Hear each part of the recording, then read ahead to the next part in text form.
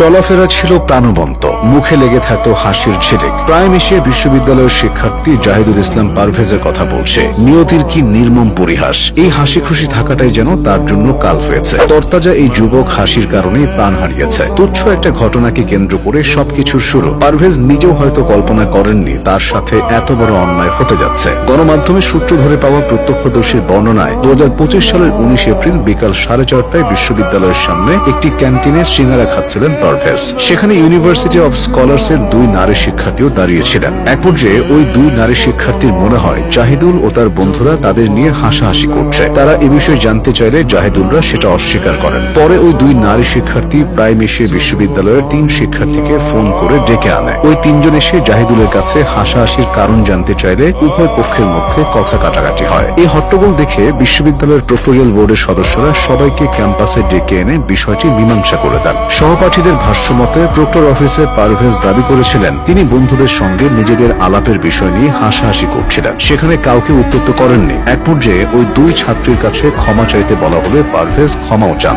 এরপরও তারা ঘটনাটি শেষ করেননি। পরবর্তীতে পারভেজ বনানীর স্টার টাওয়ারের সামনে গেলে ওই 3 শিক্ষার্থী সহ প্রায় 15 জন এসে পারভেজের শরীরে এলোপাতাড়ি আঘাত করে। মুমূর্ষু অবস্থায় পারভেজকে কুর্মিটোলা জেনারেল হাসপাতালে নেওয়া হলে চিকিৎসকরা জানান তিনি আর বেঁচে নেই। এভাবেই থেমে যায় পারভেজের জীবন প্রদীপ। হাসি খুশি যে ছেলেটা একদিন আগেও ছিল সবার মুগ্ধমণি, তার চলে যাওয়া মেনে নিতে পারছে না কেউই। সহপাঠী ও বন্ধুরা পারভেজের শোকে কাতর। পরিবারের শোকটা তো ভাষায় প্রকাশ করার মতো না, কারণ পারভেজই ছিল তাদের একমাত্র ছেলে। তার গ্রামের বাড়ি ময়মনসিংহের ভালুকা উপজেলার ফাইচান গ্রামে। পরিবারে এক ভাই ও এক বোনের মধ্যে পারভেজ ছিল বড়। তার ছোট বোন ঢাকা মাইলস্টোন কলেজে পড়াশোনা করে। বাবা জসিমউদ্দিন কুয়েত প্রবাসী, মা পারভিন আক্তার গৃহিণী। আত্মীয় স্বজনের ভাষ্যমতে পারভেজ ছিল খুবই শান্ত স্বভাবের। সে কখনো কারো সাথে কোনো ঝামেলায় জড়াতো না। প্রাইম এশিয়া বিশ্ববিদ্যালয়ের টেক্সটাইল ইঞ্জিনিয়ারিং বিভাগের 6ষ্ঠ সেমিস্টারে পড়তো সে। বয়সটাও খুব বেশি হয়নি, তবে তার মাঝে প্রতিষ্ঠিত হওয়ার স্বপ্ন ছিল। পড়ালেখার জন্য পারভেজ কাফরুল কাজীপাড়া আল হেরা হাসপাতালের পাশে একটি মেসে থাকত।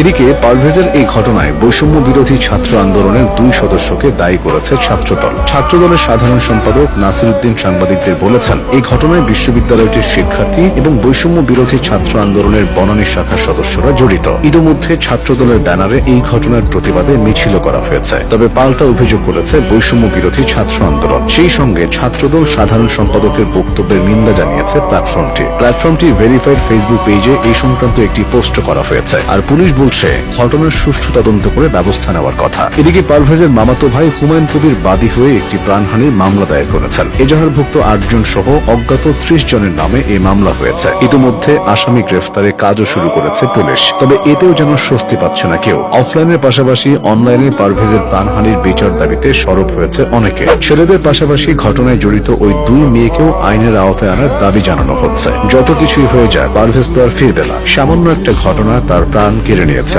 এই শোক নিয়েই তার পরিবারকে বাকিটা জীবন কাটাতে হবে।